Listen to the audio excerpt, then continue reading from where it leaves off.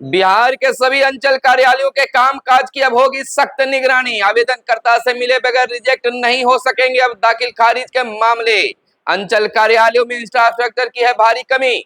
दाखिल खारिज अस्वीकृत करने से अधिक मामले आ रहे हैं।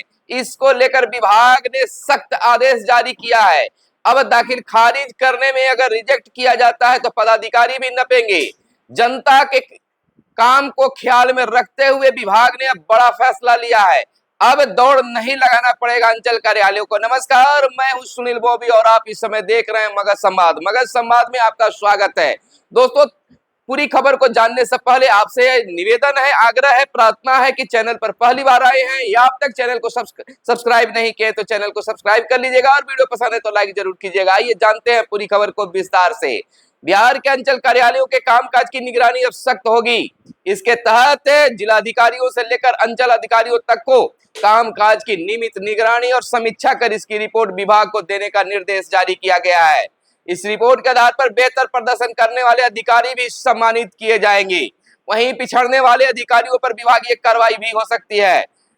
इसका मकसद राजस्व एवं भूमि सुधार विभाग द्वारा अंचल कार्यालयों को दिए दिशा निर्देशों का पालन करवाना और आम लोगों की समस्याओं का समय पर समाधान करवाना है। विश्वस्त सूत्रों से मिली जानकारी के अनुसार राजस्व संबंधी मामलों का समाधान प्राथमिकता के आधार पर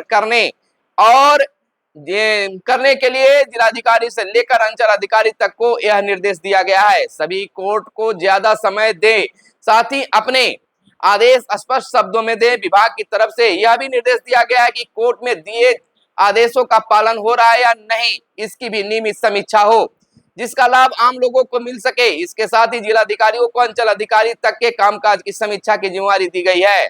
साथ ही अंचल अधिकारी को हल्का व राजस्व कर्मचारी के कामकाज की समीक्षा का निर्देश भी दिया गया है।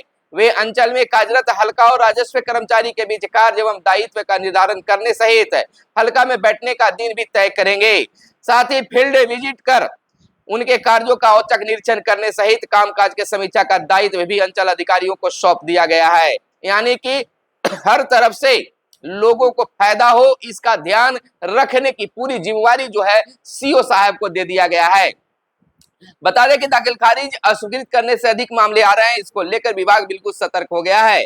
बिहार के मुख्यमंत्री नीतीश कुमार ने इसको लेकर खास निर्देश भी जारी किए हैं कि किसी प्रकार की परेशानी नहीं हो।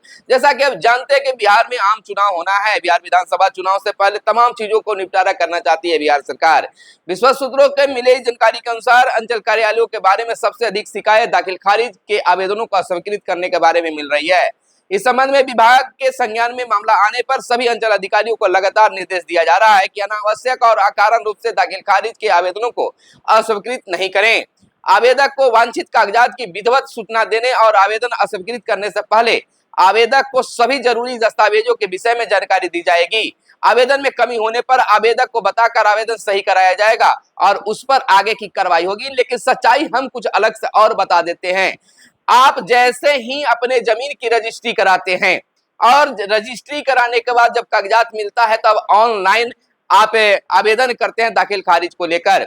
अगर आप हल्का कर्मचारी से नहीं मिलते हैं तो अधिकाधिक जो दाखिल खारिज के आवेदन है उसको रिजेक्ट कर दिया जाता है, जिससे वो परेशान होते हैं। जमीनदाता, जमीन जिनका है, जमीन मालिक परेशान होते रहते हैं। अगर यह बात अगर होने लगी कि अगर कोई भी आवेदन को रिजेक्ट करना है तो उससे पहले मोबाइल के माध्यम से आवेदनकर्ता से संपर्क किया जाता है। जो भी कागजात की उसमें जरूरत हो उसको बताया जाए, उसे करवाया जाए तो यह अस्वीकृत नहीं किया जाएगा। आप जान सकते हैं कि आखिरकार यह अस्वीकृत क्यों होता है। यह सब कोई जानता है कि क्यों होता है। अगर हल्का कर्मचारी से मिलने का मतलब ही आप समझते हैं कि क्या होता है। अगर हल्का कर्मचारी से आप मिल लेते हैं तो आपका वह आवेदन जो है अस्वीकृत दाखिल खारिज को लेकर नहीं होता है। इस पर भी विभाग को सोचने की जरूरत है। विभागीय कार्रवाई की भी समीक्षा होने की बात चल रही है। राजस्व एवं भूमि सुधार विभाग ने हाल ही में आम लोगों की जमीन और राजस्व संबंधी शिकायतों को प्राप्त करने के लिए एक ऑनलाइन व्यवस्था विकसित की है। इसके माध्यम से विभाग को लगातार शिकायत मिल रही है। अब विभाग की तरफ से यह सुनिश्चित किया जा रहा है कि उन शिकायतों का समाधान प्राथमिकता के आधार पर किया जाए। यह बहुत बड़ी बात की जा रही है। वहीं राजस्व कर्मियों और लिपिकों की भारी कमी भी बताई जा रही है। अगर सूत्रों की बात माने तो अंचल कार्यालयों में आधारभूत संरचना की भारी कमी तो है ही। एक तरफ 2 से 3 पंचायतों की जिम्मेदारी केवल एक राजस्व कर्मचारी उठा रहे हैं। वहीं अंचल कार्यालयों में लिपिकों और कंप्यूटरों की संख्या अपेक्षाकृत बहुत कम है। जानकारों की मानो तो करीब 6 से 7 हजार आबादी के जमीन संबंधी कार्यों की जिम्मेवारी एक राजस्व कर्मचारी पर होने के कारण आम लोगों के लिए वे सहज उपलब्ध नहीं हो पाते हैं। एक पंचायत के साथ साथ 2-3 पंचायत की जिम्मेवारी राजस्व कर्मी पर दी जाती है। वह आपको गांव और पंचायतों में भी विजिट करते हैं, यानी कि भ्रमण करते हैं, अंचल कार्यालय में भी आते हैं, तो निश्चित तौर पर दाखिल खारिज में यह समय लग जाता है और परेशानी भी लोगों को होती है। लेकिन आज बिहार में दाखिल खारिज करवाना एक मील का पत्थर साबित हो रहा है, यानी परेशानी ही परेशानी नजर आती है। इस पर सरकार और विभाग को खास एक्शन लेने की जरूरत है।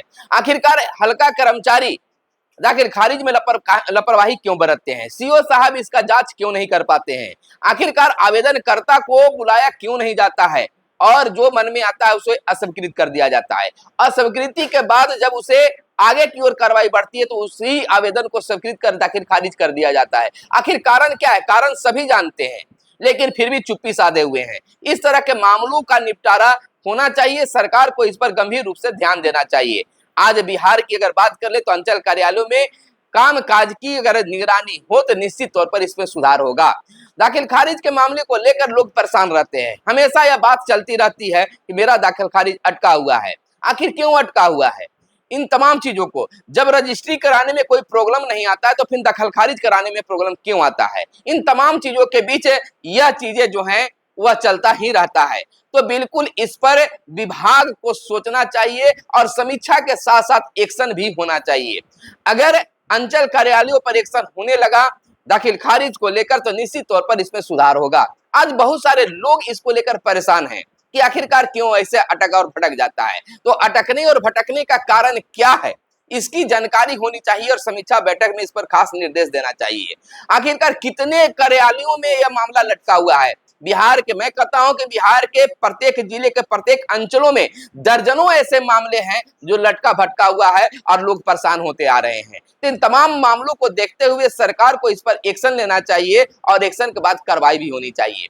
सबसे पहले जो मामला अभी तक लटका हुआ है, जिनका वह कार्य नहीं हो पाया है, उस कार्य को सरकार और विभाग को पूर्ण कराना चाहिए। बस एक झटके में उसको रिजेक्ट कर देते हैं, कुछ उस पर सोचा समझा नहीं जाता है। लेकिन इस आदेश के बाद अगर ऐसा हुआ कि आवेदनकर्ता को बुलाकर उसमें सुधार करवाया जाए तो निश्चित तौर पर मामले लटकेंगे नहीं, बल्कि मामलों में काफी सुधार होगा और मामला बिल्कुल साफ होगा। तो और इसमें राजस्व कर्मी और सीओ साहब की छवि भी बरकरार होगी, सीओ साहब की छवि भी बनेगी और सरकार की छवि भी इस पर बनेगी। आज जमीन जायदाद को लेकर काफी मामला बिहार में चलता रहता है, जमीनी विवाद को लेकर चलता रहता है। जो अमीन वगैरह भी हैं वो भी इस मामले पर अगर ध्यान दे तो जमीनी विवाद का मामला भी खत्म होगा। तो यह थी आज के दाखिल खारिज को लेकर खास हमारी पेशकश। तो मिलते हैं फिर अगले वीडियो में, तब तक के लिए दीजिए इजाजत। जय हिंद, जय भारत, वंदे मातरम।